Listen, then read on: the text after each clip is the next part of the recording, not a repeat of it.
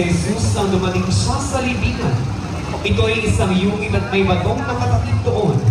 Sinabi ni Jesus, alisin ninyo ang bato.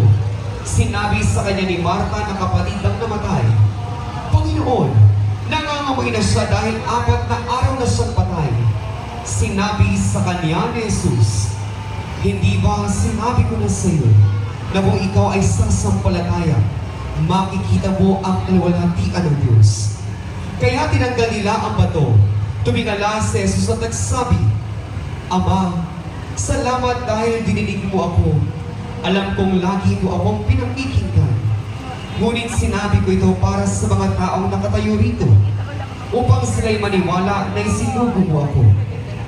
Pagkasabi niya nito, sumigaw siya ng malakas, Lazaro, lumabas ka! Lumabas nga si Lazaro na nababalot ng tela ang mga kamay at paa.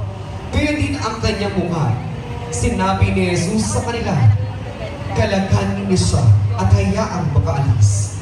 Ang imahe ng ang pagkabuhay ni Jesus ni Lazaro ay nasa pangangalaga ng pamilya ng yumaong Reverendo Padre Roberto Lunod ng Nayon ng Santa Ines.